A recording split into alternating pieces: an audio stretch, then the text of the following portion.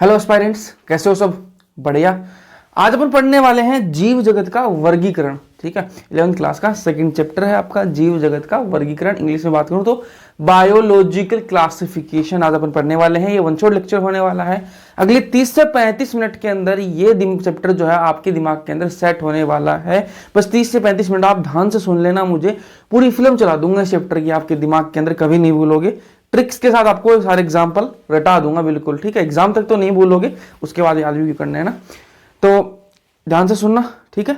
और अब स्टार्ट करते हैं। लाइक का मैं टारगेट दे रहा हूं, इस बार वो दे रहा हूं 30 लाइक कर देना इस वीडियो पर, सिर्फ 30 लाइक, ज्यादा नहीं, 30 लाइक कर देना। ठीक है, मेरा नाम प्रदीप, आज अपन पढ़ने वाले हैं जीव जगत का वर्गीकरण। तो भैया सर्वप्रथम जो है ना वर्गीकरण जो दिया था वो किसने दिया था? अरस्तु ने दिया था। किसने दिया था?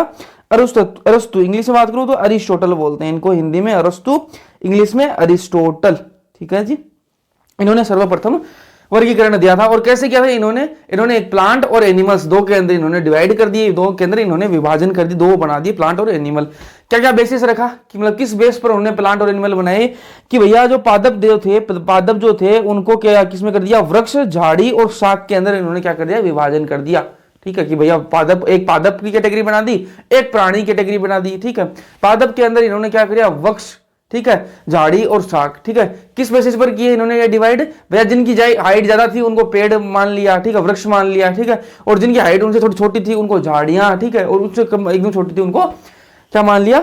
शाक मान लिया। ठीक है, बात करें फिर प्राणी की, तो प्राणी में इन्होंने क्या? एनाइमा और एनाइमा, इनाइमा और एनाइमा, मतलब जिनके अंदर रेड ब्लड सेल्स थी, जिनके अंदर रेड ब्लड सेल्स थी उनको क्या माना? इनाइमा माना। और जिनके अंदर रेड ब्लड सेल्स नहीं थी, एब्सेंट थी, जो लाल रक्त कणिकाएं जो एब्सेंट थी, उनको क्या माना? एनाइमा। ठीक है, नाम से ए आ रहा है ना, पहले तो एब्सेंट है, तो एनाइमा किसको? जिसके अंदर लाल जो रेड ब्लड सेल्स है वो नहीं थी। ठीक है, और जो इनाइमा क्या है? जिसके अंदर रेड ब्लड सेल्स थी। तो ये किसने बात की? अरस्तु भाई साहब ने ये बोला कि भैया पादप और प्राणी दो ही हैं। फिर आया टू किंगडम क्लासिफिकेशन। क्या आया?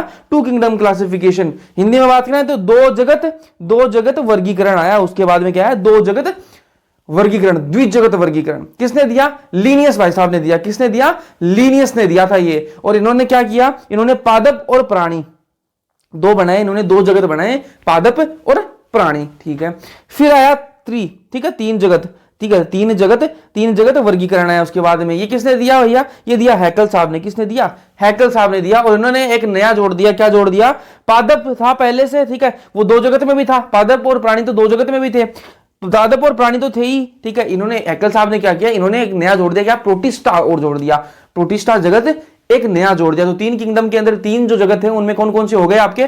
पादप, प्राणी और प्रोटिस्टा। ठीक है, चार जगत आया उसके बाद में आया चार जगत। ठीक है, चार जगत वर्गीकरण ये किसने दिया? कोपलैंड ने। किसने दिया? कोपलैंड भाई साहब ने दिया। और इन्होंने नया क्या ऐड कर दिया कि भैया तीन के अंदर पादप था, प्राणी था, प्रोटिस्टा भी आ गया था, इन्होंने नया जोड़ दिया मोनेरा। क्या जोड़ दिया? मोनेरा जगत नया जोड़ दिया। ठीक है, फिर आया, ये चार तो हो गए, फिर आया पांचवा। ठीक है, पांच जगत जो वर्गीकरण जो था, ठीक है, वो सबसे ज्यादा एक्सेप्टेबल वही है। ठीक है, जो सबसे ज्यादा माना जाता है वही पांच वाला ही माना जाता है। ठीक है, और इसके अंदर नया कौन सा आया? ये किसने दिया? आर.एच. विटेकर साहब। ठीक है, ये नाम जानो सुनना है साइंटिस्ट का, आर.एच. विटेकर। ठीक, आर.एच. विटेकर ने क्या दिया था? 5 किंगडम क्लासिफिकेशन दिया था। पांच जगत जो वर्गीकरण है वो किसने दिया? आपके आर.एच. विटेकर साहब ने दिया था। और इन्होंने क्या जोड़ा? पादप था पहले से, प्राणी भी आ गया था, प्रोटिस्टा भी आ गया था, मोनेरा आ गया था, यहां तक तो चार के अंदर आ गए थे।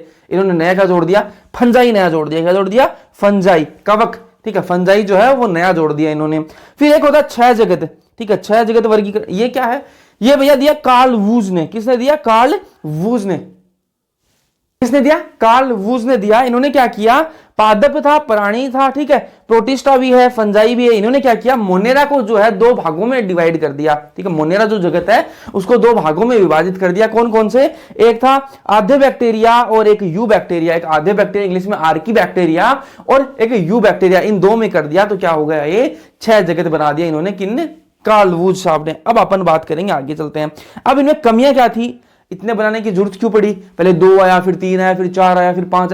बनाने की जरूरत क्यों पड़ी? क्योंकि इनमें कमियां थी। ठीक है, किसी न किसी में कमियां थी। उन कमियों की बात कर लेते हैं। तो कमियां क्या क्या थी भैया? क्या किया? पादप के अंदर क्या किया?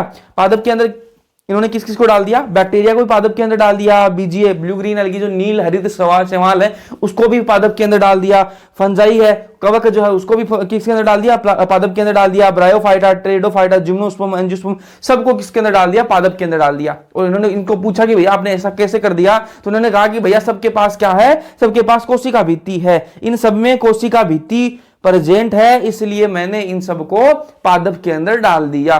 ठीक है, लेकिन इन सबको एक साथ नहीं डाल सकते, इन सबको एक साथ नहीं डाल सकते, इनके अंदर कोशिका भित्ति तो है लेकिन सिर्फ कोशिका भित्ति होने से इन सबको एक साथ नहीं रख सकते। तो पहली तो कमी ये थी। ठीक है, अगली बात करें फिर शैवाल एल्गी की बात करें। ठीक है, शैवाल एल्गी की बात करें तो शैवाल एल्गी के अंदर क्लेमाइडोमोनास और स्पाइरोगाइरा, ठीक है, क्लेमाइडोमोनास और स्पाइरोगाइरा दोनों को किसके अंदर डाल दिया, शैवाल के अंदर। किसके अंदर डाल दिया, शैवाल के अंदर। ये दोनों क्या है, एक कोशिका है, क्या है, एक कोशिका है। और एल्गी के अंदर कौन आते हैं, बहुकोशिक आते हैं। ठीक है, एल्गी के अंदर कौन आते हैं, बहुकोशिक आते हैं। ये दोनों क्या थे, एक कोशिक थे और इनको किसके अंदर डाल दिया, शैवाल के अंदर डाल दिया। किसको, क्लेमाइडोमोनास को, स्पाइरोगाइरा का। दूसरी कमी ये थी। तीसरी कमी क्या थी, कवक और पादप को एक साथ में डाल दिया, कवक और पादप को एक साथ रख दिया। इसमें अब एक साथ रखने में दिक्कत क्या है, दिक्कत यह है भैया कि कवक क्या है, परपोषी है, कवक क्या है, परपोषी है, और आपका जो पादप है वो क्या है, स्वपोषी है। ठीक है, कवक क्या है, परपोषी है, मतलब वो खाना खुद नहीं बनाता, वो दूसरे पर निर्भर करता है, और जो आपका पादप है वो स्वपोषी है, वो अपना खाना खुद बनाता है। ठीक है, एक तो ये इनके अंदर डिफरेंस है। दूसरा डिफरेंस क्या है, कवक की जो कोशिका भित्ति होती है वो किससे बनी हुई होती है, काइटिन से बनी हुई होती है। कवक की कोशिका भित्ति किससे बनी हुई होती है, काइटिन से बनी हुई होती है। और जो आपका पादप है उसकी कोशिका भित्ति किससे बनी हुई होती है, सेलुलोज से बनी हुई होती है, सेलुलोज से बनी हुई होती है, इसलिए इनको साथ में रखना गलत बात है। तो ये भी क्या थी, कमी थी। अब कमियां थी तो फिर इनको सुधारनी तो पड़ेंगी ना, कमियों को सुधारनी पड़ेंगी। तो कमियों को सुधार करने के लिए क्या क्या सुधार हुए फिर, क्लेमाइडोमोनास और क्लोरेला को, क्लेमाइडोमोनास और क्लोरेला जो पहले एल्गी के अंदर थे, अभी अपन बात करें ना कमियों के अंदर, तो जो पहले एल्गी के अंदर, जो शैवाल के अंदर पहले थे, उनको बाद में किसके अंदर डाल दिया, प्रोटिस्टा जगत के अंदर इसको ट्रांसफर कर दिया। कहां डाल दिया, प्रोटिस्टा के अंदर डाल दिया। क्यों डाल दिया, क्योंकि प्रोटिस्टा के अंदर कौन होते हैं, प्रोटिस्टा के अंदर कौन होते हैं, एक कोशिक जीव होते हैं। कौन होते हैं, एक कोशिक जीव होते हैं। एल्गी के अंदर एक कोशिक जीव नहीं हो सकते क्योंकि उसके अंदर बहुकोशिक जीव होते हैं। ठीक है, एल्गी के अंदर। और ये क्लेमाइडोमोनास और क्लोरेला क्या है, एक कोशिक है, इसलिए इनको क्या कहां डाल दिया, प्रोटिस्टा के अंदर डाल दिया। तो पहला सुधार तो ये हो गया। अब दूसरा सुधार क्या है, पैरामीशियम और अमीबा। पैरामीशियम और अमीबा को पहले किसके अंदर रख रखा था, प्राणी के अंदर रख रखा था। किसके अंदर रख रखा था, प्राणी के अंदर रख रखा था। क्यों रख रखा था, क्योंकि इनके अंदर क्या थी, कोशिका भित्ति है। ठीक है, पहले इनको प्राणी के अंदर रख दिया, लेकिन इनके अंदर कोशिका भित्ति होती है और प्राणियों के अंदर जो है कोशिका भित्ति है वो नहीं होती। ठीक है, प्राणी की जो कोशिका होती है उसके अंदर कोशिका भित्ति नहीं होती। और अमीबा और पैरामीशियम के अंदर कोशिका भित्ति थी, इसलिए इसको कहां ट्रांसफर कर दिया, प्रोटिस्टा के अंदर ट्रांसफर कर दिया। फिर कहां ट्रांसफर किया, इनको प्रोटिस्टा के अंदर ट्रांसफर कर दिया। फिर आया आर.एच. विटेकर भाई साहब आए 1969 के अंदर और उन्होंने बोला कि तुम सब बैठ जाओ। ठीक है, अब हम बताएंगे आपको कि कैसे करते हैं सारा काम। ठीक है, तो इन्होंने बताया, फिर इन्होंने क्या किया कि भैया जो मानदंड लिए इन्होंने वो क्या लिए कि कोशिका संरचना लिए पहले तो। एक तो ठीक है, कोशिका संरचना की मैं बात करूंगा, उसके बेसिस पर मैं क्या करूंगा, इनका वर्गीकरण करूंगा। एक तो कोशिका संरचना ले ली इन्होंने, और क्या ली, शारीरिक संरचना ले ली। ठीक है, बोलो कि हम शारीरिक संरचना की बात करेंगे, इस पर भी वर्गीकरण करेंगे। ठीक है, और फिर उन्होंने क्या है, पोषण की प्रक्रिया, ये भी देखेंगे कि पोषण की प्रक्रिया क्या कैसी है, इन जीवों में पोषण की प्रक्रिया कैसी है, उस पर भी अपन क्या करेंगे, वर्गीकरण करेंगे। और क्या मानदंड लिए, प्रजनन कैसा है, उस पर भी। ठीक है, और क्या इनके जातिवर्तीय संबंध कैसे हैं, उस पर भी इन्होंने बात करी। ठीक है, ये इनके मानदंड थे आर.एच. विटेकर साहब के। फिर ये देखो आपके, ठीक है, ये आपको टेबल ये वाली याद हो जाएगी तो आपके लिए बहुत अच्छा हो जाएगा। अब यहां पर देखो कोशिका का प्रकार की बात कर लें तो मोनेरा जो है वो कैसा होता है, प्रोकार्योटिक होता है। मोनेरा है वो कैसा होता है, प्रोकार्योटिक होता है, बाकी सारे यूकार्योटिक। मोनेरा जगत प्रोकार्योटिक, बाकी जितने भी बच गए वो सारे यूकार्योटिक होते हैं। देखो प्रोटिस्टा यूकार्योटिक, फंजाई प्लांटी सारे यूकार्योटिक है। ठीक है, अब आते हैं कोशिका भित्ति की, तो इसके अंदर किसकी होती है, मोनेरा के अंदर सेलुलोज रहित होती है। ठीक है, और इसके अंदर प्रोटिस्टा के अंदर कुछ में ही होती है। ठीक है, जो कोशिका भित्ति है वो कुछ के अंदर होती है, उपस्थित होती है। फंजाई की अंदर बात करें तो इसके अंदर काइटिन की होती है। ठीक है, प्लांटी के अंदर सेलुलोज की होगी। ठीक है, एनिमेलिया के अंदर होती नहीं। ठीक है, फिर बात करें केंद्रक झिल्ली की, इसके अंदर होती नहीं, इसके अंदर उपस्थित होती है, इसके अंदर उपस्थित होती है, इसके अंदर उपस्थित होती है, इसके अंदर भी उपस्थित होती है। तो ये टेबल आपको याद होनी चाहिए। काय संरचना की बात करें तो पहले देखो सबसे पहले कोशिकी होती है, ठीक है, मतलब एक सेल की बात हो रही है, ठीक है। फिर यहां पर भी कोशिकी, फिर धीरे धीरे बढ़ रहा है ना, फिर धीरे धीरे बढ़ रहा है। देखो फंजाई के अंदर बहुकोशिक हो गई, ठीक है। फिर जहां पर प्लांटी के अंदर उत्तक अंग है, ठीक है, ये बनने लगे। और फिर एनिमिलिया के अंदर तो उत्तक अंग, अंगतंत्र ये बनने लग जाते हैं। तो धीरे धीरे क्या हो रहा है, इवोल्यूशन टाइप हो रहा है ना। पोषण की विधि आप देख लो, यहां पर स्वपोषी है, रसायन है, ठीक है, यहां पर स्वपोषी है, परपोषी है, स्वपोषी है, ये वाली टेबल आपको याद होनी चाहिए। फिर आगे चलते हैं, अब बात करेंगे इसके मोनेरा की बात करेंगे। किसकी बात करेंगे, मोनेरा जगत की बात करेंगे जी, ठीक है। तो मोनेरा जगत के अंदर सबसे पहली लाइन क्या है, इंपॉर्टेंट लाइन है, जो सारी एनसीईआरटी की लाइन है जो इंपॉर्टेंट है वो यहां लिखी हुई है, तो इनके अंदर कोई स्किप नहीं होनी चाहिए आपकी लाइन, ठीक है। तो सभी बैक्टीरिया मोनेरा जगत में आते हैं, ठीक है, जितने भी बैक्टीरिया है ना, जितने भी बैक्टीरिया वो कहां आते हैं, मोनेरा जगत में आते हैं, ठीक है। ये आपको पता होना चाहिए कि जितने भी बैक्टीरिया हैं वो सारे कहां आते हैं, किसमें आते हैं, मोनेरा जगत में आते हैं, ठीक है। सूक्ष्म जीवियों में सर्वाधिक संख्या में होते हैं, ठीक है, जितने भी सूक्ष्म जीवी होते हैं ना उनमें सर्वाधिक संख्या में होते हैं, ठीक है। आकार की बात कर लें, फिर कोकस जो है वो कैसा होता है, गोलाकार। बेसिलस होता है, उसको कैसा होता है, छड़ाकार, ठीक है। विब्रियम जो है वो कैसा होता है, कोमाकार। स्पाइरिलियम जो है वो कैसा होता है, सर्पीला आकार। तो ये आकार होते हैं किसके, बैक्टीरिया के आकार होते हैं, ये आपको पता होने चाहिए। कोकस कैसा होता है, गोलाकार होता है, ठीक है। बेसिलस कैसा होता है, छड़ाकार होता है। विब्रियम कैसा होता है आपका, कोमा आकार होता है। और स्पाइरिलियम जो है वो कैसा होता है, सर्पीला आकार होता है, ये आपको पता होना चाहिए। अब बात करें बैक्टीरिया जो है ना वो स्वपोषी भी होता है और परपोषी भी होता है। बैक्टीरिया जो है वो स्वपोषी भी होता है और परपोषी भी होता है।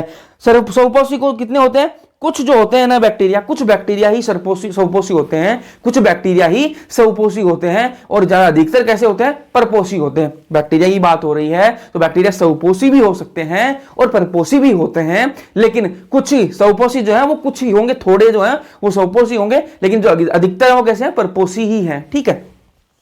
अब बात कर लें स्वपोषी के अंदर कैसे हो सकते हैं, एक तो प्रकाश संश्लेषी हो सकते हैं और एक रसायन संश्लेषी हो सकते हैं, ठीक है। स्वपोषी के अंदर भी, स्वपोषी का मतलब क्या है, अपना खाना खुद बनाएंगे, तो स्वपोषी के अंदर भी दो प्रकार के हो सकते हैं कि कैसे हो सकते हैं, प्रकाश संश्लेषी हो सकते हैं और रसायन संश्लेषी हो सकते हैं। अब बोलोगे प्रकाश संश्लेषी तो क्या है, जो प्रकाश संश्लेषण करेंगे, जो प्रकाश संश्लेषण करेंगे मतलब सनलाइट, जो लाइट से अपना खाना बना लेंगे वो क्या है, प्रकाश संश्लेषी है। और रसायन संश्लेषी क्या करेंगे, रसायन संश्लेषी क्या करेंगे, ऑक्सीडेशन करेंगे, किसका, नाइट्रेट, नाइट्राइट और अमोनिया का। ये वाली बात आपको ध्यान में होनी चाहिए कि भैया जो रासायनिक संश्लेषी हैं वो क्या करते हैं, ऑक्सीडेशन करते हैं, किसका, नाइट्रेट, नाइट्राइट, अमोनिया का क्या करते हैं, ऑक्सीडेशन करते हैं। फिर आगे चलते हैं भैया, अब बात करेंगे किसकी, ये इंपॉर्टेंट लाइन है, एनसीईआरटी की लाइन है, ये आपको ध्यान में होनी चाहिए, ठीक है। क्या है, चयापचय की दृष्टि से बैक्टीरिया में बहुत अधिक विविधता पाई जाती है, ठीक है।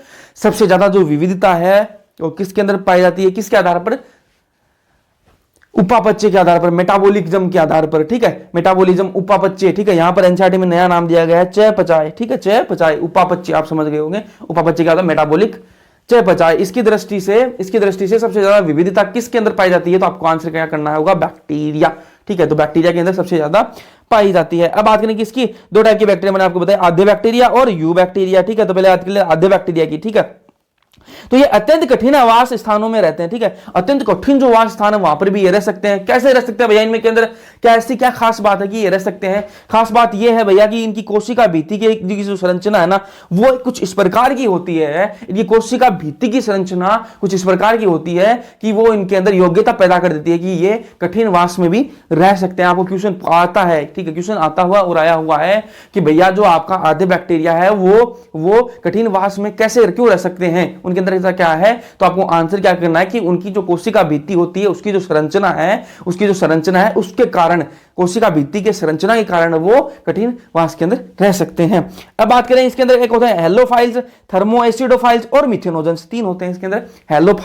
हेलोफाइल होते हैं, थर्मोएसिडोफाइल और आपका होता है मिथेनोजन, ठीक है। अब हेलोफाइल जो है वो कौन से होते हैं, जो अत्यंत लवणीय, ठीक है, जो अत्यंत लवणीय क्षेत्र के अंदर रहेंगे वो क्या है, हेलोफाइल है, ठीक है।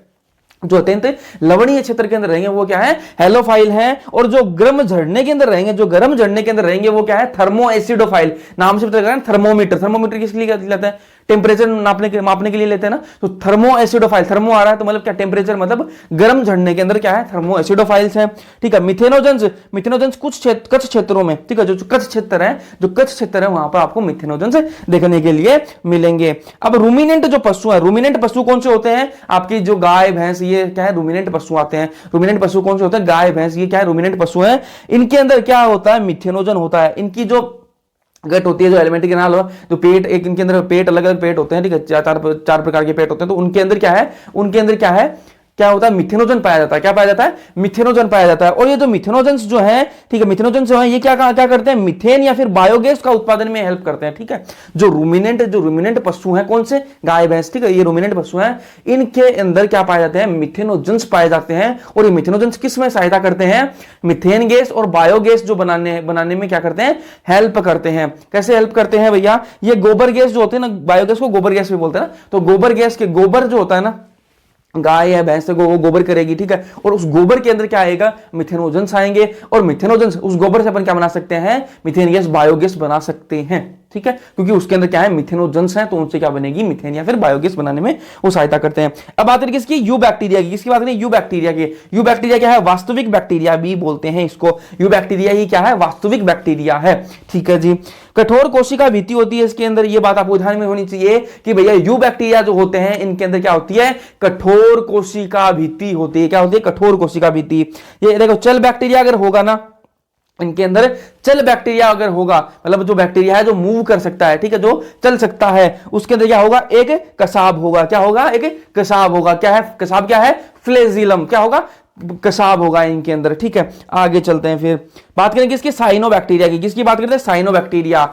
बीजीए, ब्लू ग्रीन एल्गी भी बोलते हैं, हिंदी में बात करूं तो नील हरित शैवाल भी बोलते हैं इसको। ठीक है, ये इसका प्यारा सा डायग्राम है आपका। ये किसका क्या है, प्यारा सा डायग्राम है। तो ये देख लो भैया, कैसे होता है, स्वपोषी होते हैं। कैसे होते हैं, स्वपोषी। ठीक है, मतलब अपना खाना खुद बनाएंगे, स्वपोषी होते हैं। क्या होता है इनके अंदर, क्लोरोफिल ए। ठीक है, इनके अंदर पिगमेंट जो वर्णक वो कौन सा होता है, क्लोरोफिल ए होता है। जो और किसके अंदर होता है, हरित जो पादप है ना, जो हरित पादपों में भी ये क्लोरोफिल ए ही पाया जाता है। ठीक है जी। तो क्लोरोफिल ए होता है किसके अंदर, जो आपके ब्लू ग्रीन एल्गी हैं, जो साइनोबैक्टीरिया, जो नील हरित शैवाल है, इनके अंदर क्या होता है, क्लोरोफिल ए होता है। जो किसके अंदर पाया जाता है, जो हरित पादप है उनके अंदर भी ये पाया जाता है। फिर बात करें किसकी, ब्लूम की। ये ब्लूम क्या है भैया, ब्लूम क्या है, मतलब ये फैल जाते हैं। जो प्रदूषित जो जल होता है ना, जहां पर प्रदूषित जल इकट्ठा हुआ होता है, वहां पर ये जो साइनोबैक्टीरिया, जो नील हरित शैवाल है, ये क्या करते हैं, फैल जाते हैं, एकदम से फैल जाते हैं, बहुत दूर में फैल जाते हैं। तो आपको क्या दिखेगा, पूरा मतलब एकदम से हरा हरा ही दिखेगा चारों तरफ से, वो पानी बिल्कुल हरा हो जाएगा ऊपर से। क्यों हो जाएगा, क्योंकि उसको क्या बोला, ब्लूम बोला, मतलब बहुत ज्यादा फैल जाता है। ब्लूम मतलब है कि फैल जाते हैं, चारों तरफ फैल जाते हैं, उसको क्या बोला, ब्लूम बोला। तो ये फैल जाते हैं, इसलिए क्या बनाते हैं, ब्लूम बनाते हैं। कौन, साइनोबैक्टीरिया। एंटो फिक्सेशन करते हैं, मतलब नाइट्रोजन का फिक्सेशन करते हैं, नाइट्रोजन को फिक्स करते हैं। किसकी मदद से, इनके अंदर एक सेल होती है, कि कौन सी सेल होती है, हेटेरोसिस्ट। इनके अंदर एक कोशिका होती है, कौन सी, हेटेरोसिस्ट होती है इनके अंदर। ये डायग्राम के अंदर आप देखो, हेटेरोसिस्ट इनके अंदर है। ठीक है, इसकी मदद से क्या करते हैं, नाइट्रोजन को क्या करते हैं, फिक्स करते हैं। ये पॉइंट आपको ध्यान में होने चाहिए, बहुत इंपॉर्टेंट पॉइंट बता रहा हूं। ठीक है, और इनके चारों तरफ क्या होती है, क्या होती है, एक जेलीनुमा आवरण होता है। एक जेलीनुमा आवरण होता है, जो आपके जो ब्लू ग्रीन एल्गी है, जो नील हरित शैवाल है, इनके चारों तरफ क्या होता है, एक जेलीनुमा आवरण होता है, जिसको क्या बोलते हैं, श्लेष्मी आच्छद। क्या बोलते हैं, श्लेष्मी आच्छद। ठीक है जी। ये जो है आपके एक कोशिक भी हो सकते हैं, जो आपके ब्लू ग्रीन एल्गी हैं, साइनोबैक्टीरिया कैसे हो सकते हैं, एक कोशिक भी हो सकते हैं, कलोनीय भी हो सकते हैं, और तंतुमय भी हो सकते हैं। तंतुमय, कलोनीय और एक कोशिक, तो ऐसे हो सकते हैं। ठीक है, और क्या हो सकता है इनके अंदर, ये अलवणीय जलीय क्षेत्र के अंदर भी रह सकते हैं, अलवणीय जलीय क्षेत्र के अंदर भी आपको मिल सकते हैं। और कहां मिल सकते हैं, समुद्री क्षेत्र के अंदर भी आपको मिल सकते हैं। और स्थलीय शैवाल भी ये हैं, तो स्थलीय जो क्षेत्र है वहां पर भी ये शैवाल मिल सकता है आपको। एग्जाम्पल की बात करें तो क्या है इसका एग्जाम्पल, नोस्टोक और एनाबेना। इसका एग्जाम्पल क्या है, साइनोबैक्टीरिया का एग्जाम्पल क्या है, नोस्टोक और एनाबेना। ठीक है, नामस्त ना एनाबेना। तो ये डायग्राम जो आप देख रहे हो ना, ये किसका डायग्राम है, नोस्टोक का डायग्राम है, सॉरी, ये किसका डायग्राम है, नोस्टोक का डायग्राम है। ठीक है जी। अब थोड़ी सी बात कर लेते हैं किसकी, रसायन संश्लेषी बैक्टीरिया की। किसकी बात कर लेते हैं, रसायन संश्लेषी बैक्टीरिया की। ठीक है जी। तो ये रसायन संश्लेषी बैक्टीरिया क्या करता है, नाइट्रोजन, फास्फोरस, आयरन और सल्फर, इनके पुनर्चक्रण कि पुनर्चक्रण में भूमिका निभाते हैं। मतलब इनको क्या है, इनकी रिसाइकिल करने में क्या करते हैं, इन जो ये नाइट्रोजन फॉस्फोरस आपका हो गया, ये आयरन हो गया, ठीक है, इनका क्या करते हैं, रिसाइकिल करने में कौन हेल्प करता है आपका, ये जो रसायन जो संश्लेषी बैक्टीरिया ये हेल्प करता है।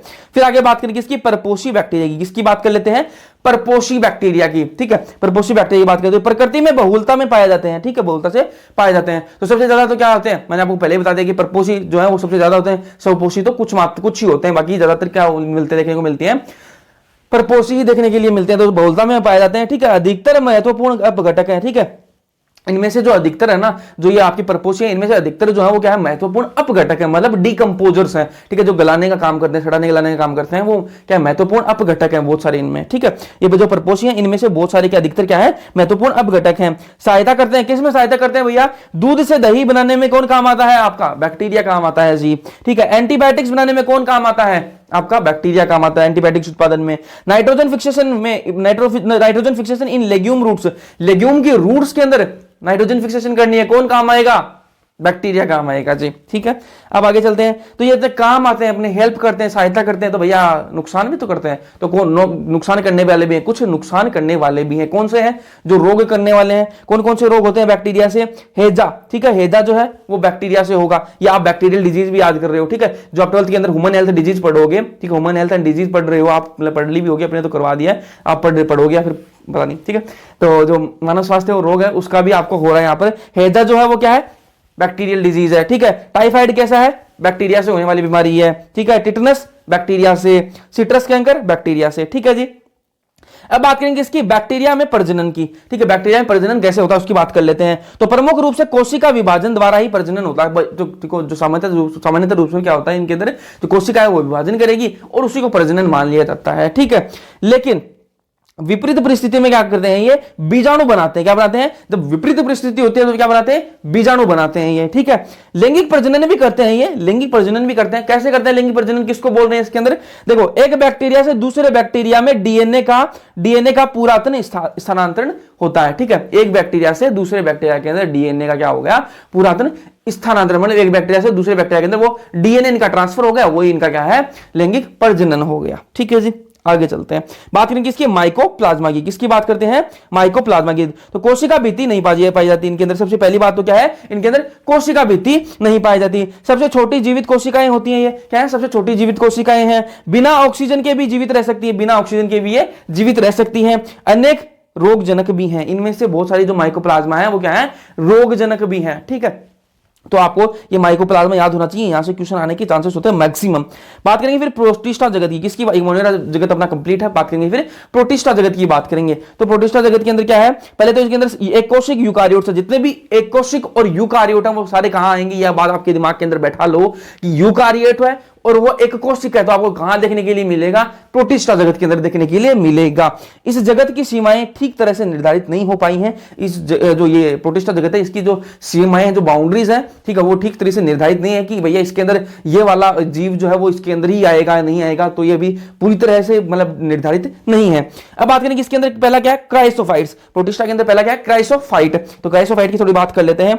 इस समूह के अंतर्गत डायटम्स तथा सुनहरे शैवाल, ठीक है, इस मतलब क्राइसोफाइट के अंदर कौन आता है, एग्जांपल लेंगे, मान लो डायटम्स और जो क्या है सुनहरे शैवाल है, सुनहरे शैवाल को क्या बोला है, डेस्मिड्स, क्या है, डेस्मिड्स भी बोलते हैं सुनहरे शैवाल को, इंग्लिश में क्या बोलते हैं, गोल्डन एल्गी, ठीक है। तो इसके अंदर आते हैं ये स्वच्छ जल एवं लवणीय समुद्री पर्यावरण में पाए जाते हैं, ठीक है, स्वच्छ जल के अंदर भी पाए जाएंगे और आपका जो समुद्री जो जल है उसके अंदर भी ये पाए जाएंगे। अत्यंत सूक्ष्म होते हैं, ठीक है, बहुत ज्यादा सूक्ष्म होते हैं, मतलब छोटे होते हैं, अत्यंत सूक्ष्म होते हैं तथा जल धारा के साथ निश्चेष्ट रूप से बहते हैं, ठीक है। तो जल धारा के साथ में बहने लग जाते हैं, मतलब ऐसा नहीं है कि मतलब जल धारा मतलब क्या है इसका, कि जल धारा इस साइड में बह रही है, जल इस साइड में बह रहा है, तो ये जो आपके जो क्राइसोफाइट्स हैं जो ये भी इस साइड में ही उसके साथ में पानी के साथ में बहने लग जाएंगे, ठीक है। ऐसा नहीं होगा कि जल इस साइड में बह रहा है वो इस साइड में बह रहे हैं, ऐसा नहीं होगा। प्रोटिस्टा के अंदर जो क्राइसोफाइट्स के अंदर जो डायटम जो एल्गी हैं, जो गोल्डन एल्गी हैं, जो सुनहरे जो शैवाल है, वो क्या करेंगे, जो जिधर पानी बह रहा है उस साइड में वो बहने लग जाएंगे। आगे चलते हैं जी, फिर बात करेंगे किसकी, डायटोमी मृदा की। किसकी बात करेंगे? डायटोमी मृदा की। क्या होती है भैया? इसके अंदर सिलिका का संग्रह हो जाता है, ठीक है। डायटोमी मृदा क्या होती है कि भैया देखो, ये डायटम्स जो होते हैं ना, इनके अंदर किसकी जो कोशिका बीती है वो किसकी बनी हुई होती है? सिलिका की बनी हुई होती है। किसकी बनी होती है? सिलिका की बनी हुई होती है। अब जो बहुत सारे डायटम्स इकट्ठे हो गए, ठीक है, और बहुत सारी कुछ सालों बाद में क्या हुआ, उनके अंदर उनकी जो कोशिका बीती थी वो किसकी थी? सिलिका की थी। तो बहुत सारे एक जगह वो इकट्ठे हो गए, तो उनकी जो कोशिका बीती थी उनके अंदर जो सिलिका था वो भी एक जगह जमा होने लग जाएगी समुद्र के नीचे, ठीक है। तो वो क्या है? सिलिका का संग्रह हो जाएगा, उसको क्या बोला है? डायटोमी मृदा। अब ये डायटोमी जो मृदा है किस काम आती है? इसका काम है, इसका उपयोग क्या है? पॉलिश करने में काम आती है, पॉलिश में काम आती है, तेलों में काम आती है, और सिरप बनाने में ये इसका उपयोग होता है, ठीक है। समुद्र के मुख्य उत्पादक है कौन है? समुद्र के मुख्य उत्पादक कौन है? आपके डायटम्स जो है वो क्या होते हैं? समुद्र के मुख्य उत्पादक होते हैं। अब बात करें किसकी? डायनोफ्लेजिलेट्स की। किसकी बात करें? डायनोफ्लेजिलेट्स की। तो ये मुख्यतः कैसे होते हैं? समुद्री होते हैं, ठीक है। मुख्यतः आपको कहां देखने के लिए मिलेंगे? डायनोफ्लेजिलेट्स समुद्री क्षेत्र के अंदर ही देखने के लिए मिलते हैं। इनमें प्रमुख वर्णकों के आधार पर पीले, हरे, भूरे, नीले अथवा लाल दिखते हैं, ठीक है। ये लाल भी हो सकते हैं, नीले भी हो सकते हैं, हरे भी हो सकते हैं, पीले भी हो सकते हैं, भूरे भी हो सकते हैं, नीले भी, मतलब कैसा भी कलर हो सकता है। किस पे डिपेंड करेगा वो कि भैया इनके अंदर पिगमेंट कौन सा होगा, इनके अंदर वर्णक कौन सा है, उस मतलब जैसा वर्णक होगा वैसा ही कलर दे देंगे, ठीक है। तो इनका कोई ऐसा फिक्स नहीं कि वैसे कलर के होंगे, ठीक है। अब इनके अंदर एक होता है रेड डायनोफ्लेजिलेट, एक आता है रेड डायनोफ्लेजिलेट। ये इसका नाम आप ध्यान में रखना, रेड डायनोफ्लेजिलेट। और उसका एग्जांपल क्या है? गोनियोलैक्स। क्या है एग्जांपल? क्या है? गोनियोलैक्स, ठीक है। तो ये काम क्या कर रहा है? ये संख्या में विस्फोट होता है, ठीक है, और मतलब एक साथ में बहुत सारा विस्फोट होता है और बहुत सारा फैल जाता है, मतलब पूरे समुद्र के अंदर ये फैल जाता है। तो जो समुद्र में फैल जाता है, और ये कैसा होता है? रेड कलर का होता है, लाल कलर का होता है। तो समुद्र कैसा दिखने लग जाता है? लाल कलर का दिखने लग जाता है। तो समुद्र का जल कैसा हो जाता है? लाल दिखने लग जाता है। लाल तरंगे बोलेंगे उनको, क्या बोलेंगे? लाल तरंगे, ठीक है। और इसके क्या करते हैं? जीव विष निकालते हैं। ये जो रेड डायनोफ्लेजिलेट है, जो गोनियोलैक्स से क्या करता है? जीव विष निकालता है। और वो जीव विष निकालता है, उससे क्या होता है? जो दूसरे समुद्र के अंदर जो अन्य जो जीव है ना, वो क्या होता है? मरने लग जाते हैं। उस विष के कारण वो अन्य जीव है वो मरने लग जाते हैं। जैसे मछली होगी वो मरने लग जाएंगी। आगे चलते हैं, बात करेंगे किसकी? यूग्लेनोइड्स की। किसकी बात करते हैं? यूग्लेनोइड्स की। तो इसके अंदर अधिकांश जो है क्या रहते हैं? स्वच्छ जल के अंदर रहते हैं। कहां रहते हैं? स्वच्छ जल के अंदर रहते हैं। आपको पता होना चाहिए कि स्वच्छ जल के अंदर कौन है, समुद्री के अंदर कौन है स्वच्छ और समुद्री दोनों के अंदर। तो ये आपको देखो, जो बता रहा हूं ये बातें बहुत इंपॉर्टेंट है। बाकी एनसीईआरटी का सारा कचरा मैं हटा दिया, जो काम की बातें हैं वो उठाकर लेके आया हूं, तो इनको आप ध्यान से सुनो। अधिकांश कहां रहते हैं? स्वच्छ जल में पाए जाने वाले जीव हैं, ठीक है। और ये स्थिर जीव के अंदर, स्थिर जल के अंदर होते हैं। स्वच्छ जल के अंदर पाए जाएंगे। और स्वच्छ जल भी कौन सा? जो स्थिर जल है। कौन सा? स्थिर जल है, मतलब बहता हुआ पानी के अंदर नहीं मिलेंगे आपको। यूग्लेनोइड्स जो है वो बहते पानी के अंदर नहीं, ठहरे हुए पानी के अंदर, स्थिर जो जल है उसके अंदर रहेंगे ये, ठीक है। इनके अंदर वर्णक जो पिगमेंट है वो कौन सा होता है? इनके अंदर जो वर्णक है, जो पिगमेंट है वो कौन सा होता है? जो उच्च पादपों में, जो उच्च पादपों में पाया जाता है उसके समान इनके अंदर क्या होता है? वर्णक होता है, आपका पिगमेंट होता है। अब बात करें इसका एग्जांपल क्या है? एग्जांपल क्या है भैया? इसका यूग्लिना नाम से पता लग रहा है। यूग्लिनोइड्स का एग्जांपल क्या है? यूग्लिना, ठीक है। आगे बात करें किसकी? अवंपक कवक की। किसकी बात करेंगे? अवंपक कवक की बात करेंगे। इंग्लिश बात करें स्लाइम मोल्ड, इंग्लिश में स्लाइम मोल्ड, ठीक है। इनके अंदर खाद काम की बात क्या है? अनुकूल परिस्थिति में क्या बनाते हैं? समूह बनाते हैं, ठीक है। जब परिस्थिति जो है वो कैसी होगी? अनुकूल होगी। जब परिस्थिति है वो अनुकूल है तब क्या बनाएंगे? समूह बनाएंगे, जिनको इंग्लिश में बोलते हैं प्लाज्मोडियम, ठीक है। क्या बनाएंगे? प्लाज्मोडियम बनाएंगे। और जब परिस्थिति प्रतिकूल हो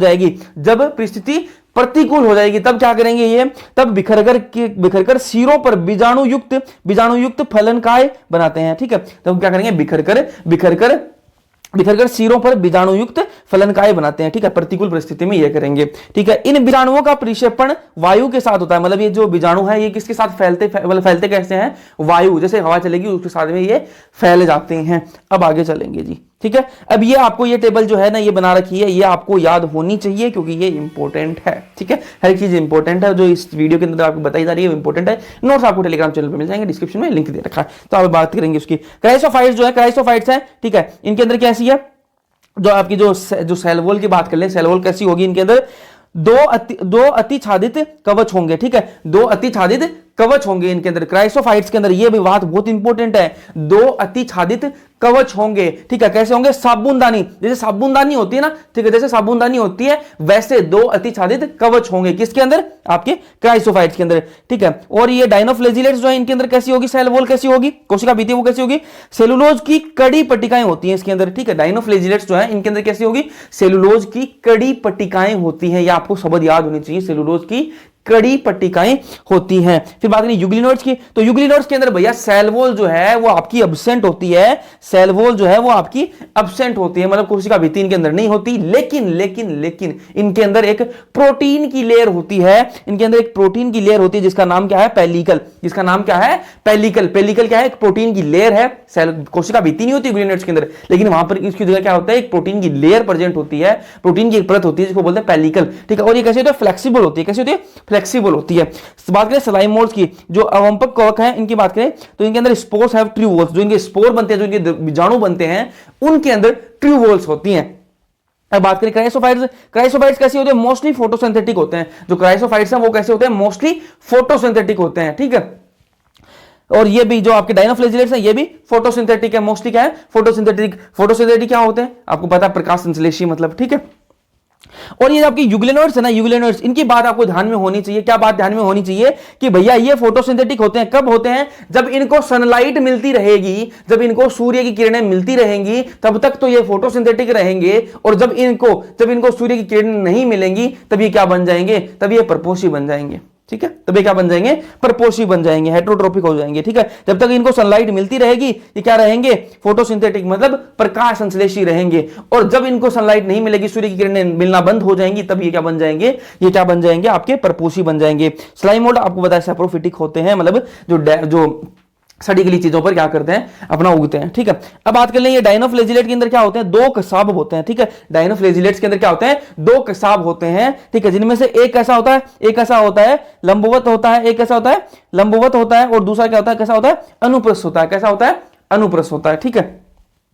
और जो आपका यूग्लिनोइड्स है इसके अंदर भी दो कसाब होते हैं, ठीक है। जो यूग्लिनोइड्स है इसके अंदर भी दो कसाब होते हैं, एक होता है छोटा और एक होता है, दूसरा होता है लंबा। अब आगे चलते हैं, ये आपका डायग्राम देख लो, ये डायटम्स कुछ इस प्रकार का दिखता है। यूग्लिना ये देखो, ठीक है, ये आपका अवंपक कवक है, और ये आपकी पैरामीशियम है, पैरामीशियम के अंदर ये सीलिया है, इसको अपन आगे पढ़ेंगे, सीलिएटेड के अंदर पढ़ेंगे इसको, ठीक है। आगे चलते हैं जी। अब बात करें किसकी, प्रोटोजोआ की, किसकी बात करें, प्रोटोजोआ की, ठीक है। प्रोटोजोआ के अंदर एक होता है अमीबीय प्रोटोजोआ, एक होता है कसाबी प्रोटोजोआ, एक होता है पक्षमावी प्रोटोजोआ, और एक होता है स्पोरोजोआ, ठीक है। एक एक की बात कर लेते हैं कौन क्या है, ठीक है। अब बात करें अमीबीय प्रोटोजोआ, इसके अंदर पहला क्या है, परजीवी, ठीक है। एक होता है परजीवी, तो परजीवी कौन है, मतलब इंग्लिश में पैरासाइट, ठीक है। तो कौन होता है इसके अंदर, एंटमीबी, ठीक है। क्या होना, एंटमीबी, अपन पढ़ के है ना, जो मानव स्वास्थ्य रोग वाले के अंदर एंटमीबा एस्टोलाइटिका, ठीक है, वो क्या करता है, अमीबाइसिस कर रहा था ना, ठीक है। तो वही यहां पर है, ठीक है। ये क्या है, परजीवी है, ठीक है, परजीवी है, कौन है, एंटमीबी। एक है परभक्षण, परभक्षण का मतलब प्रीडेटर, ठीक है, प्रीडेटर, तो इसके अंदर कौन आ जाएगा, अमीबा। एग्जांपल क्या है इसका, अमीबा। ये क्या बनाता है, कूटपाद बनाता है, क्या बनाता है, कूटपाद, मतलब अपने शिकार को पकड़ने के लिए, जो अमीबा है अपने शिकार को पकड़ने के लिए क्या बनाता है, कूटपाद, मतलब एक पैर ऐसा निकालेगा और उसको पकड़ के खींच लेगा, ठीक है। सतह पर इनके सिलिका के कवच होते हैं, ये जो अमीबीय प्रोटोजोआ इनके अंदर इसके जो सतह होते हैं, इनके जो सरफेस होते हैं, जिनके सतह होते हैं, वहां पर क्या प्रेजेंट है, सिलिका के कवच होते हैं। अब बात करें किसकी, कसाबी प्रोटोजोआ की, तो इसके कसाब पाया जाता है, क्या पाया जाता है, कसाब पाया जाता है, ठीक है। एक एग्जांपल की बात करें तो क्या है, ट्रिपेनोसोमा। एग्जांपल क्या है इसका, ट्रिपेनोसोमा। ट्रिपेनोसोमा क्या करता है, ये करता है निद्रालु व्याधि खोज करता है, क्या करता है, निद्रालु व्याधि हो जाती है इससे। ट्रिपेनोसोमा क्या करता है, निद्रालु व्याधि, मतलब क्या होती है इसके अंदर, भैया इसके अंदर नींद नहीं आएगी, ठीक है, क्या कर दी, नींद नहीं आएगी, ठीक है। भी बात करें किसकी, पक्षमावी प्रोटोजोआ की बात करते हैं, ठीक है। तो पक्षमाव पाए जाते हैं, ठीक है, लेकिन क्या, पक्षमाव मतलब सीलिया, छोटे छोटे सीलिया पाए जाते हैं, ठीक है। ये क्या है, ठीक है, लयबद्ध गति में ये चलते हैं, ठीक है, लयबद्ध गति में चलते हैं, मतलब, ठीक है। अब बात करें एक गुहा होती है इनके अंदर, क्या होती है, एक गुहा होती है, ठीक है। गुहा क्या है, मतलब एक गलेट होती है इनके अंदर, क्या होती है, एक गलेट होती है, जिसके अंदर जैसे चलते हैं पानी के साथ में, जैसे चलते हैं तो पानी से क्या बढ़ता है, इनके अंदर पानी भरता रहता है, उस गुहा के अंदर क्या बढ़ता रहता है, पानी भरता रहता है, और उस पानी के साथ में क्या आता है, इनका खाना भी उसके अंदर भरता रहता है। तो ये एक टेक्निक है इनकी। एग्जाम्पल क्या है, का पैरामीशियम, मैंने आपको फोटो दिखा दी पहले, पैरामीशियम। बात करें फिर स्पोरोजोआ की, तो स्पोरोजोआ क्या बनाता है, प्लाज्मोडियम बनाता है, क्या बनाता है, प्लाज्मोडियम। प्लाज्मोडियम क्या है, मलेरिया परजीवी, ठीक है, मलेरिया परजीवी, अपन पढ़ गए हैं मानव स्वास्थ्य और रोग के अंदर। अब बात करें किसकी, कवक की बात कर लेते हैं, किसकी बात करेंगे, कवक की बात कर लेते हैं। तो कवक क्या है, इंग्लिश में क्या बोलते हैं, फंजाई, ठीक है। यीस्ट ठीक है, यीस्ट, ठीक है, यीस्ट को क्या करता है, ब्रेड और बियर बनाने में काम आता है। ठीक है, ये अपन भी पढ़ चुके हैं 12th के अंदर। पक्सीनिया जो है कीट रोग है। ठीक है, पक्सीनिया क्या करता है, कीट रोग, कीट रोग करता है, किसके अंदर करता है, गेहूं के अंदर क्या करता है, कीट रोग करता है। ठीक है जी। पेनिसिलियम क्या है, एंटीबायोटिक, एंटीबायोटिक बनाने में काम आता है, प्रतिजैविक। ठीक है, ये क्या है, विश्वव्यापी होते हैं। विश्वव्यापी मतलब हवा के अंदर, जल के अंदर, मिट्टी के अंदर, हर जगह आपको देखने के लिए मिल जाएंगे। ठीक है, हवा, जल, मिट्टी में तथा जंतु एवं पौधों पर भी ये पाए जाते हैं। ठीक है, तो ये क्या है, विश्वव्यापी है। अब ये ध्यान से सुन लो, ये आपका जो चार्ट है, ये आपको फ्लो चार्ट है, इसको ध्यान से देख लेना। क्या है, फंजाई कैसे होते हैं, तंतुमयी होते हैं। कैसे होते हैं फंजाई जो है वो कैसे होते हैं, तंतुमयी होते हैं। इनके अंदर एक जो है अपवाद क्या है, सारे फंजाई क्या होते हैं, तंतुमयी होते हैं, लेकिन इसके अंदर एक अपवाद है। अपवाद कौन है, यीस्ट। यीस्ट क्या है, अपवाद है। ये कैसा होता है, एक कोशिक होता है। कैसा होता है, एक कोशिक होता है। ठीक है, ये तंतुमयी होते हैं। ठीक है, फंजाई सारे कैसे होते हैं, तंतुमयी। ये कैसे होते हैं, लंबी पतले, ठीक है, लंबी पतले धागे की तरह होते हैं। ठीक है, ये तंतुमयी क्या होते हैं कि ये लंबे पतले धागे की तरह की संरचना होती है। ठीक है, जिन्हें कवक तंतु कहते हैं। ठीक है, और ये लंबी पतली जो धागे से होते हैं, इनको क्या बोलते हैं, कवक तंतु बोलते हैं। ठीक है जी। अब कवक तंतु के जाल को, ठीक है, ये अब धागे से आप उसमें क्या बनाएंगे, जाल बनाएंगे। तो ये कवक तंतु का जो जाल होता है ना, कवक तंतु का जो जाल होता है, उसको क्या बोलते हैं, कवक जाल बोलते हैं। क्या बोलते हैं, कवक जाल बोलते हैं। और उसको क्या बोलते हैं, इंग्लिश में बोलते हैं माइसेलियम बोलते हैं। क्या बोलते हैं, माइसेलियम। अब ये दो प्रकार का हो सकता है, दो प्रकार का हो सकता है। ठीक है, एक ऐसा हो सकता है जिसमें संकोशिकी कवक तंतु, ठीक है, एक होता है संकोशिकी कवक तंतु, एक हो सकता है कैसा, कवक तंतुओं में पट्टी होते हैं। ठीक है, अब मैं आपको थोड़ा सिंपल भाषा में बता दूं कि एक ऐसा होगा, एक ऐसा है जिसके अंदर बहुत सारे केंद्रक हैं। ठीक है, ये वाला ये हो गया। और एक ऐसा है जिसके अंदर ऐसे बीच बीच में से क्या है, बीच बीच में क्या है, पट लगे हुए हैं। ठीक है, तो इसके अंदर अलग अलग हो गए आपकी क्या, जो केंद्रक है वो क्या होते हैं, अलग अलग होते हैं। और इसके अंदर एक केंद्र ही बहुत सारे क्या होते हैं, केंद्रक होते हैं। अब आगे बात करेंगे इसके अंदर जनन की। तो जो कवक है इसके अंदर जनन कैसे होता है उसकी बात कर लेते हैं। तो भाई कायिक खंडन से हो सकता है, विखंडन से तथा मुकुलन से। बीजाणु जो है इनके अंदर क्या होते हैं, बीजाणु बनते हैं। किसके अंदर, लैंगिक के अंदर भी बीजाणु बनेंगे और अलैंगिक के अंदर भी क्या बनते हैं, बीजाणु बनते हैं। प्लाज्मोगेमी, ये समझ लो आप, दो तीन टर्म है, ये देख लो ध्यान से। प्लाज्मोगेमी क्या होती है, प्लाज्मोगेमी क्या होती है, दो चल या अचल युग्मकों के प्रोटोप्लाज्म का क्या है, संलयन है। ठीक है, क्या है, संलयन है। ठीक है, आपस में मिलना। ठीक है, दो चल या फिर अचल जो युग्मक है, उनके जो प्रोटोप्लाज्म है उनका आपस में मिलना ही क्या, प्रोटोप्लाज्मोगेमी है। फिर क्या है, केंद्रक संलयन। ठीक है, क्या है, केंद्रक संलयन। ठीक है, ये क्या है कि दो केंद्रकों का आपस में मिलना ही क्या होता है, केंद्रक संलयन। ठीक है, तो आते हैं केंद्रक युग्म की। तो इसके अंदर क्या है, केंद्रक युग्म क्या है, दो केंद्रक, एक कोशिका के अंदर दो केंद्रक हो जाएं। कोशिका एक है और उसके अंदर दो केंद्रक हो जाएं, तो उस कंडीशन क्या बोलते हैं, केंद्रक युग्म। ठीक है, एक है द्विकेंद्रक प्रावस्था। द्विकेंद्रक प्रावस्था ये कौन सी अवस्था होती है भैया, कि भैया केंद्रक युग्म। ठीक है, मैंने आपको बताया ना कि अभी एक सेल है उसके अंदर दो केंद्रक आ जाएं, तो इसको क्या बोलते हैं, अपन इसको क्या बोलते हैं, केंद्रक युग्म बोलते हैं। और इस अवस्था को क्या बोलते हैं, द्विकेंद्रक प्रावस्था बोलते हैं। ठीक है, अब जो केंद्रक युग्म जो है, ये कंडीशन वाली किसके अंदर बनती है, एस्कोमाइसिटीज के अंदर बनेगी और बेसिडियोमाइसिटीज के अंदर बनेगी। ये आपको याद होना चाहिए, एस्कोमाइसिटीज और बेसिडियोमाइसिटीज के अंदर क्या बनता है, केंद्रक युग्म बनता है। आगे चलो जी। ठीक है, अब बात करें किसकी, बेसिडी। ये आपको ये ट्रिक बता रखी है मैंने। ठीक है, इसके अंदर आपको सारा क्लियर हो जाएगा कि भैया किसके अंदर सेक्सुअल है, किसके अंदर सेक्सुअल है, किसके अंदर क्या है। तो वो सारा एक आपको कंफ्यूजन जो है वो दूर हो जाएगा, एक साथ में कंफ्यूजन दूर हो जाएगा। ट्रिक क्या है, सबका सपना डॉक्टर बनना। ठीक है, सबका सपना क्या है, अपन सबका सपना क्या है, डॉक्टर बनना ही सपना है ना। ठीक है, तो भैया इसमें जो कैपिटल में लिख रखे हैं उन सबका मतलब है, स्मॉल वाला का कोई मतलब नहीं है। तो कैपिटल में एस है, इसका क्या मतलब है, सेक्सुअल। ठीक है, एस का मतलब क्या है, सेक्सुअल। तो सेक्सुअल किस के अंदर है, ए का मतलब क्या है, एस्कोस्पोर। एस्कोस्पोर जो बनेंगे वो क्या है, सेक्सुअल है। ठीक है, बी का मतलब क्या है, बेसिडियोस्पोर। ठीक है, तो एस्कोस्पोर और बेसिडियोस्पोर ये कैसे होते हैं, सेक्सुअल होते हैं। आपको कंफ्यूजन दूर हो जाएगी ना अभी कि सेक्सुअल सिर्फ दो होंगे। ठीक है, कौन होंगे, एस्कोस्पोर और बेसिडियोस्पोर। हिंदी में बात करूं तो एस्कस बीजाणु और बेसिडियम बीजाणु जो होंगे, एस्कस बीजाणु और बेसिडियम बीजाणु जो होंगे वो सेक्सुअल होंगे, बाकी सारे असेक्सुअल है। बात यहीं खत्म हो गई। ठीक है, सेक्सुअल की तो बात ही खत्म हो गई। अब बात करें सीए का, इसका का मतलब क्या है। ठीक है, सी से क्या हो जाएगा, कोनिडिया। कोनिडिया ए से किस ए से क्या है, एस्कोमाइसिटीज। ठीक है, सी से होगा कोनिडिया, ए से क्या होगा, एस्कोमाइसिटीज। तो कोनिडिया किसके अंदर बनेगा, एस्कोमाइसिटीज के अंदर बनेगा। आपको ये ध्यान में हो गया। ठीक है, कोनिडिया कहां बनेगा, एस्कोमाइसिटीज के अंदर बनेगा। अब बात करें सपना से, तो सपना में एस जो है कैपिटल है, तो इसका मतलब है, तो एस का क्या है, स्पोरेंजियोस्पोर और जूस्पोर। स्पोरेंजियोस्पोर और जूस्पोर। ठीक है, ए से क्या है, एप्लेनोस्पोर। स्पोरेंजियोस्पोर, जूस्पोर और एप्लेनोस्पोर। ठीक है, पी से क्या है, फाइकोमाइसिटीज। क्या है, फाइकोमाइसिटीज। तो स्पोरेंजियोस्पोर, जूस्पोर और आपका जो एप्लेनोस्पोर है किसके अंदर बनेंगे, फाइकोमाइसिटीज के अंदर बनेंगे। ठीक है, फाइकोमाइसिटीज के अंदर क्या बनेंगे आपके, एप्लेनोस्पोर, जूस्पोर और स्पोरेंजियोस्पोर, ये कहां बनेंगे, फाइकोमाइसिटीज के अंदर। तो ये आपको ध्यान में हो गया। अब बात करें डॉक्टर से, तो डी का, डी क्या है, कैपिटल है, तो उसका मतलब है ड्यूटेरोमाइसिटीज। डी से क्या होगा, ड्यूटेरोमाइसिटीज, और सी से क्या होगा, कोनिडिया। तो कोनिडिया किसके अंदर बनेंगे, ड्यूटेरोमाइसिटीज के अंदर भी बनेंगे। तो इस ट्रिक से आपको क्लियर होगा सेक्सुअल किसके अंदर बनेगा, कोनिडिया किसके अंदर बनेगा। ठीक है, फाइकोमाइसिटीज के अंदर कौन बनेगा, ये आपको क्लियर हो जाएगा एक ट्रिक से। ठीक है, अब एक बहुत कंफ्यूजन होती है कि भैया बहिर्जात बीजाणु किसके अंदर बनते हैं, अंतर्जातीय बीजाणु किसके अंदर बनते हैं, इसके अंदर दिमाग खराब होता रहता है। तो यही आपकी कंफ्यूजन क्लियर हो जाएगी। बहिर्जात जो बीजाणु है वो किसके अंदर, एस्कोमाइसिटीज और बेसिडियोमाइसिटीज के अंदर आपको बहिर्जात बीजाणु देखने को मिलते हैं। सिर्फ और सिर्फ एस्कोमाइसिटीज और बेसिडियोमाइसिटीज जो हैं, इन्हीं के अंदर आपको बहिर्जात बीजाणु मिलते हैं। बाकी सब में अंतर्जातीय क्या मिलते हैं, अंतर्जातीय क्या मिलते हैं, बाकी जो बच गए उनमें अंतर्जातीय बीजाणु आपको मिलेंगे। अब आगे बात करें, एक की बात कर लेते हैं, फिर बात करेंगे फाइकोमाइसिटीज की बात कर लेंगे। ठीक है, तो ये जलीय आवास के अंदर रहते हैं, गिली सड़ी लकड़ी, ठीक है, नम तथा सीलन भरे स्थान पौधों, ठीक है, अविकल्पी परजीवी के रूप में ये पाए जाते हैं। तो ये आपको पता ही हो गया। ठीक है, नॉर्मल बात है। अब इसके अंदर क्या है, कवक जाल यह कैसा होता है, जो माइसेलियम जो है, कवक जाल जो मैंने आपको बता दिया क्या होता है, कवक जाल जो माइसेलियम इनके अंदर कैसा होता है, अपटीय, अपटीय और बहु केंद्रित। मैंने आपको बताया जिनके अंदर पट बीच में ऐसे नहीं लगे हुए हैं ना, पट नहीं लगे हुए, उनके अंदर एक के अंदर बहुत सारे न्यूक्लियस, मैंने आपको बताया बहुत सारे केंद्रक हो जाएंगे उसके अंदर। मैंने आपको बताया ना ऐसे करके कि इसके अंदर बहुत सारे केंद्रक हो गए। ठीक है, एक मैंने आपको ऐसा बताया, ये पट वाला बताया। ठीक है, इसके अंदर एक ही होंगे, इसके अंदर एक केंद्र बहुत सारे हो गए।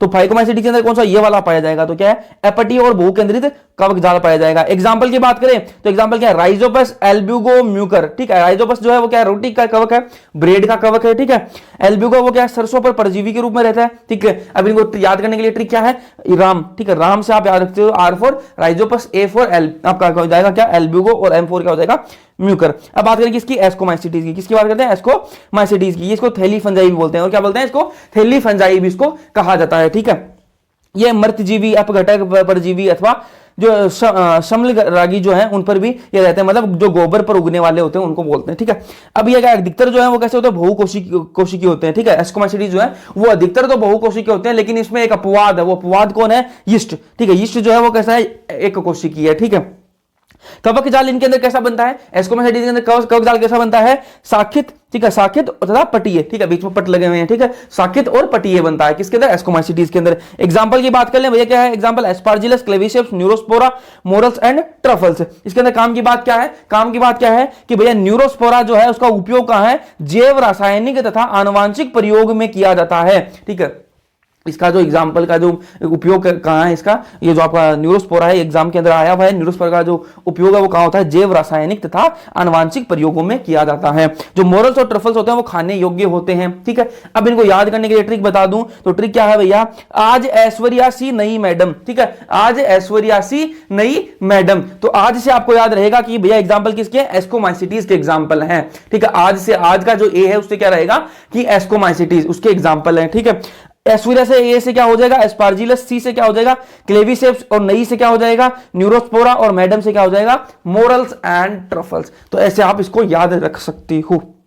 आगे चलते हैं, बात करेंगे इसकी बेसिडियोमाइसिटीज की बात करते हैं। तो इसको मशरूम भी बोलते हैं, ब्रैकेट फंजाई भी बोलते हैं, पर इसको पफ बॉल्स भी बोलते हैं। ठीक है, मिट्टी, लट्ठे तथा वृक्ष के ठूंठों पर तथा सजीव पादपों के अंदर परजीवी के रूप में ये उगते हैं। ये नॉर्मल बातें हो गई। ठीक है, अब बात करें कवक जाल इनके अंदर कैसा होता है, कवक जाल कैसा होता है, इनके अंदर साखित तथा पटीय होता है। इनके अंदर भी साखित होता है और पटीय होता है। ठीक है, अलैंगिक बीजाणु इनके अंदर नहीं होते, अलैंगिक बीजाणु इनके अंदर अब्सेंट होते हैं। ठीक है, ये जो बेसिडियोमाइसिटीज है इनके अंदर अलैंगिक बीजाणु है वो क्या होते हैं, एब्सेंट होते हैं। लेकिन कायिक जनन खंडन विधि द्वारा होता है। लेकिन इनके अंदर जो कायिक जनन है वो कैसे होता है, खंडन विधि द्वारा होता है। ठीक है, बात करें लैंगिक अंग इनके अंदर नहीं होते। इनके अंदर जो भैया जो लैंगिक अंग होते हैं ना, लैंगिक अंग जो है वो नहीं होते हैं, लेकिन इसमें प्लाज्मोगेमी होती है। लैंगिक अंग नहीं होंगे लेकिन इनमें प्लाज्मोगेमी होगी। अब प्लाज्मोगेमी में जो इंपॉर्टेंट बात है वो क्या है, विभिन्न स्ट्रेनों वाली दो कायिक कोशिकाओं अथवा जीन प्रारूप के सेलन से होती है। ठीक है, उनके मिलन से होती है। अब आगे चलते हैं, एग्जाम्पल की बात करें, एग्जाम्पल की बात कर लेते हैं। एग्जाम्पल क्या है इसके, अगेरिकस, पक्सिनिया, स्टुलेगो, टर्टस्टूल। ठीक है, अगेरिकस क्या है, मशरूम है, पक्सिनिया क्या है, रस्ट है, स्टुलेगो क्या है, स्मट है, टर्टस्टूल क्या है, आपके एनसीईआरटी में नहीं देखा है लेकिन इसका एग्जाम्पल है इसलिए याद कर सकते हो। ठीक है, ट्रिक क्या है? ट्रिक इसको याद करने के लिए भैया है बापू। ठीक है, क्या है? बापू। बापू आप सब जानते हो कि पापा को क्या बोलते हैं? बापू बोलते हैं ना। तो बापू, बापू से आप याद रख सकते हो क्या? B for Basidiomycetes. तो मतलब आपको याद रहेगा कि बेसिडियोमाइसिटीज के एग्जांपल हैं। ठीक है, तो ए से क्या हो जाएगा भैया फिर एगेरिकस, पी से क्या हो जाएगा? पक्सीनिया, और यू से क्या हो जाएगा? यूस्टिलेगो। टटस्टूल एनसीईआरटी में नहीं है, याद करना चाहो तो आपकी मर्जी। आगे चलते हैं जी। फिर ड्यूटेरोमाइसिटीज बात करेंगे इसकी। ड्यूटेरोमाइसिटीज तो ये क्या है? अपूर्ण कवक भी कहते हैं इसको। क्या है? अपूर्ण कवक है ये। ठीक है, केवल इसकी अलैंगिक अथवा कायिक प्रवस्था ही ज्ञात हो पाई है अभी तक अपन को। कायिक प्रवस्था और अपन को क्या पता है? अलैंगिक। ठीक है, यही अपन को पता है। ठीक है, कवक जाल के अंदर कैसा होता है? शाखित तथा पट्टीय होता है। एग्जाम्पल की बात करें तो इसके अंदर क्या एग्जाम्पल? कोलेकोट्राइकम अल्टरनेरिया और ट्राइकोडर्मा। एग्जाम्पल याद करने के लिए कैट। ठीक है, तो कैट से आप याद रख सकते हो। आगे चलें फिर बात करें वायरस की। वायरस को हिंदी में विषाणु। ठीक है, विषाणु कैसे होते हैं भैया? अकोशिक जीव होते हैं। कैसे होते हैं? अकोशिक जीव होते हैं, इनके अंदर कोई कोशिका ही नहीं होती, अकोशिक जीव है ये। आउटसाइड होस्ट, होस्ट के बाहर कैसे होते हैं? जो मेजबान है उसके बाहर कैसे रहेंगे? ये मरे हुए रहेंगे, डेड रहेंगे। ये जो वायरस होते हैं, जो मेजबान है उसके बाहर कैसे रहेंगे? डेड रहेंगे। और इनसाइड होस्ट, और होस्ट के अंदर जैसे ही जाएंगे तब ये जिंदा हो जाएंगे। ठीक है, तब कैसे हो जाएंगे? जिंदा हो जाएंगे। तो ये कैसे? अविकल्पी परजीवी है। कैसे हैं? अविकल्पी परजीवी है। अब इनके तरीका कैसा है काम करने का वो अपन मानव स्वास्थ्य तथा रोग में पढ़ चुके हैं, लेकिन एक बार मैं आपको बता देता हूं। एक बार कोशिका को संक्रमित करने के बाद, एक बार कोशिका को संक्रमित कर दिया, ठीक है, उसके बाद क्या करेंगे? ये ठीक है कोशिका है, उसको संक्रमित कर देंगे वायरस। उसके बाद में क्या करेंगे? उसकी जो मशीनरी है, कोशिका की जो मशीनरी है उसको अपने हाथ में ले लेंगे। ठीक है, कोशिका पर अटैक किया, अटैक करने के बाद में क्या करेंगे? कोशिका की जो मशीनरी है उसको अपने हाथ में लिए। ऐसे तो करते थे पहले, तो लड़ाइयां होती थी। ठीक है, लड़ाइयां होती थी तो क्या करते थे? राजा जो है वो लड़ाई करते थे, जो जीता था वो अपना क्या लेता था? उस जिस राजा से वो जीता है उस राजा से वो महल और अपनी जो जितना भी सिस्टम था वो सारा, अपनी जो सरकार थी वो अपने हाथ में ले लेता था। वही सिस्टम यहाँ पर चलेगा। जो वायरस है पहले अटैक करेगा, सेल कोशिका पर अटैक करेगा, अटैक करने के बाद में उसकी जो मशीनरी है उसको अपने हाथ में ले लेगा, और मशीनरी हाथ में लेने के बाद क्या करेगा? अपनी प्रतिकृति बनाएगा। क्या बनाएगा? अपनी प्रतिकृति बनाएगा। ठीक है, मतलब अपने जैसे जो वायरस है वो और बनाने लग जाएगा, और होस्ट की जो कोशिकाएं हैं उनको मारने लग जाएगा। तो ये इसका तरीका होता है काम करने का। अब एक साइंटिस्ट है डिमिट्री आयोनोव्स्की। क्या है? एक साइंटिस्ट है डिमिट्री आयोनोव्स्की। ठीक है, ऐसा ही है। ठीक है, एक कब 1992 की बात है। इन्होंने क्या किया? वायरस का नाम दिया, जो वायरस नाम है इन्होंने किसने दिया? डिमिट्री आयोनोव्स्की साइंटिस्ट थे, उन्होंने दिया। ठीक है, वायरस का मतलब क्या है? विनम या फिर पॉइजनस फ्लूइड। ठीक है, विनम या फिर पॉइजनस फ्लूइड। ठीक है, फिर एक साइंटिस्ट है डब्ल्यूएम स्टानले। एक साइंटिस्ट है डब्ल्यूएम स्टानले। इन्होंने क्या किया? वायरस को रवेदार बनाया जा सकता है। इन्होंने कहा कि वायरस को भैया रवेदार बनाया जा सकता है। ठीक है, और इस रवे में मुख्यतः प्रोटीन होता है। ठीक है, इन्होंने क्या कहा कि भैया वायरस को रवेदार बनाया जा सकता है। डब्ल्यूएम स्टानले इन्होंने क्या बोला कि भैया वायरस को रवेदार बनाया जा सकता है, और इस रवे के अंदर क्या होता है? प्रोटीन होता है, मुख्यतः प्रोटीन होता है। ठीक है, अब एक साइंटिस्ट और थे एमडब्ल्यू बिजर्निक। क्या साइंटिस्ट है? एमडब्ल्यू बिजर्निक। इन्होंने क्या बोला? Contagium vivum fluidum. ये लाइन आपको याद होनी चाहिए, कॉन्टेजियम वाइवम फ्लूइडम। ये किसने बोला? एमडब्ल्यू बिजर्निक ने। इसका मतलब क्या है? संक्रामक जीवित तरल। कॉन्टेजियम वाइवम फ्लूइडम इसका मतलब क्या है? संक्रामक जीवित तरल। ये आपको लाइन याद होनी चाहिए, और ये तंबाकू के पौधे में इन्होंने देखा था। ठीक है, अब बात करें वायरस की, तो वायरस के अंदर क्या होता है? न्यूक्लियो प्रोटीन होता है। वायरस के अंदर क्या होता है? न्यूक्लियो प्रोटीन होता है। मतलब इसके अंदर क्या होगी? न्यूक्लिक एसिड भी होगी और प्रोटीन भी होगी। ठीक है, दोनों को पढ़ लेंगे, क्या कौन क्या काम करेगी, न्यूक्लिक एसिड क्या काम करेगी, प्रोटीन क्या काम करेगी, दोनों को देख लेते हैं। ठीक है, तो प्रोटीन जो है उसका काम क्या है? प्रोटेक्शन का काम रहेगा। प्रोटीन का काम क्या रहेगा? प्रोटेक्शन का काम रहेगा। ठीक है, प्रोटेक्शन का, सुरक्षा का काम किसका रहेगा? आपका प्रोटीन का काम रहेगा। और न्यूक्लिक एसिड इसका काम क्या रहेगा? इन्फेक्शन। ठीक है, संक्रमण का काम किसका रहेगा? आपकी न्यूक्लिक एसिड है। वायरस के पास दो चीजें हैं, न्यूक्लिक एसिड है और प्रोटीन है। प्रोटीन का काम है रक्षा करना, ठीक है, और जो आपकी न्यूक्लिक एसिड है उसका काम क्या है? संक्रमण करना। अब प्रोटीन को पढ़ लेते हैं पहले। ठीक है, प्रोटीन क्या करता है? आवरण बनाता है। ठीक है, प्रोटीन वायरस के बाहर क्या बनाता है? आवरण बनाता है। ठीक है, उसको क्या बोलते हैं? कैप्सिड बोलते हैं। क्या बोलते हैं? कैप्सिड बोलते हैं। बाहर का आवरण बनाया कौन? प्रोटीन ने, उसको क्या बोला? कैप्सिड। ठीक है, कैप्सिड बनाता है, और क्या करता है? इसकी छोटी छोटी, किससे बनता है? किससे कैप्सिड बनता है? किससे? छोटी छोटी पेटी कोशिक से। ठीक है, किससे बनता है? छोटी छोटी पेटी कोशिक से बनता है। ठीक है, इसको इंग्लिश में क्या बोलते हैं? कैप्सोमियर बोलते हैं। क्या बोलते हैं? कैप्सोमियर बोलते हैं। ठीक है, और इनका कैप्सोमियर का जो अरेंजमेंट है ना, कैप्सोमियर का अरेंजमेंट कैसा होगा उसके आधार पर ये दो प्रकार के होते हैं। कैसे होते हैं?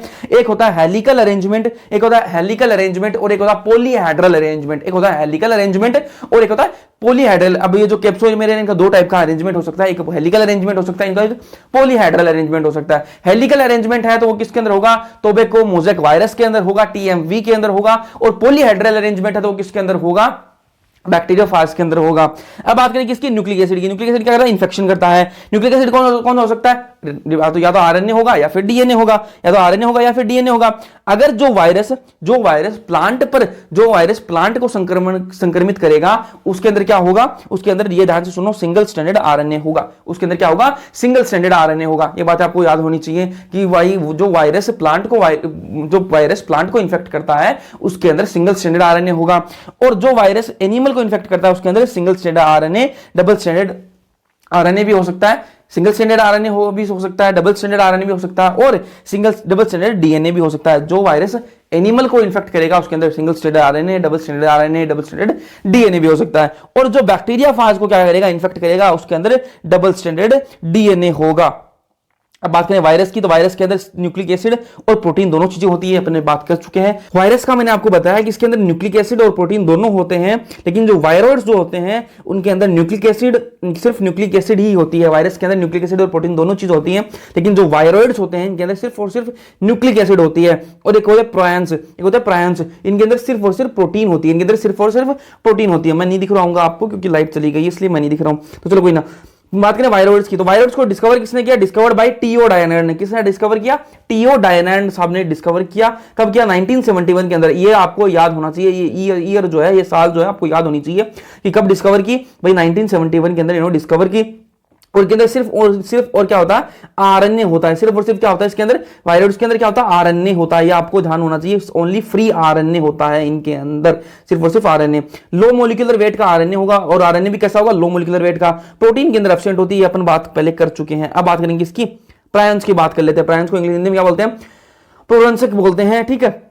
तो इसकी बात कर लेते हैं। इसके अंदर क्या है, एक बोवाइन स्पॉन्जीफॉर्म एनसेफेलोपैथी, ठीक है। ये क्या करता है, बोवाइन स्पॉन्जीफॉर्म एनसेफेलोपैथी, बीएससी, ठीक है, बीएससी केटल्स में कोज करता है। ये क्या करता है, केटल्स में करता है। उसको क्या बोलते हैं, मैड काऊ बोलते हैं। ये जो डिजीज है इसको क्या बोलते हैं, मैड काऊ डिजीज भी बोला जाता है, ठीक है। इसको पूरा नाम है बोवाइन स्पॉन्जीफॉर्म एनसेफेलोपैथी, बीएससी, ठीक है। ये कैसी डिजीज कैसी है, ये न्यूरोलॉजिकल डिजीज है। कैसे ये डिजीज, न्यूरोलॉजिकल, दिमागी तौर पर इसमें आदमी का संतुलन खराब हो जाता है। इसके अंदर ये केटल्स के अंदर होती है, और इसी का एनालोगस वेरिएंट है। जैसे कोरोना के अंदर अलग अलग वेरिएंट आ रहे थे ना, वैसा ही इसका भी एक एनालोगस वेरिएंट है, जो इसका नाम क्या है, सीआर जेकब डिजीज। क्या है, CR Jacob disease, in short में सीजेडी बोलते हैं। ये ह्यूमंस के अंदर होती है। ये वाली जो स्पंजीफॉर्म वाली जो बीएससी है जो है, ये किसके अंदर होती है, केटल्स के अंदर। और जो सीजेडी है किसके अंदर होती है, ह्यूमंस के अंदर होती है। ये कौन करते हैं, प्रायंस करते हैं। अब बात कर लेते हैं किसकी, लाइकेंस की बात कर लेते हैं। लाइकेंस जो है ये कैसा क्या होते हैं, लाइकेंस जो है एल्गी और फंजाई के मिलन से बनता है।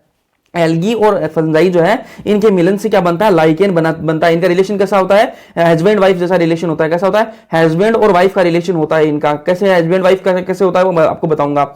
एल्गी जो इसको क्या बोलते हैं, फाइकोबाइंट बोलते हैं। क्या बोलते हैं, फाइकोबाइंट। जो एल्गी वाला जो पार्ट है उसको फाइकोबाइंट बोलते हैं, और जो फंजाई वाला पार्ट है उसको क्या बोलते हैं, माइकोबाइंट बोलते हैं। हिंदी में बात करूं तो जो फाइकोबाइंट है इसका सेवालांच, और जो माइकोबाइंट है इसको क्या कहते हैं, कवकांश, ठीक है। मैंने हस्बैंड वाइफ क्यों बोला कि भैया जो एल्गी होते हैं वो कैसे होते हैं, स्वपोषी होते हैं। स्वपोषी होते हैं मतलब अपना खाना खुद बनाएंगी, ठीक है। इसलिए ये क्या है, वाइफ है। वाइफ क्या करती है, खाना बनाएगी। और जो फंजाई है वो क्या है, परपोषी है। परपोषी है मतलब खुद खाना नहीं बनाएगा। ये क्या काम करेगा, मतलब ये बाहर का काम करेगा, ये कमाएगा। ये कमा के कौन लाएगा, हस्बैंड। हस्बैंड जो है वो क्या करेगा, बाहर काम करेगा और कमा कर लाएगा, और वाइफ क्या करेगी, खाना बनाएगी। तो वाइफ क्या है, एल्गी है, और जो हस्बैंड है वो कौन है, आपकी फंजाई है, ठीक है।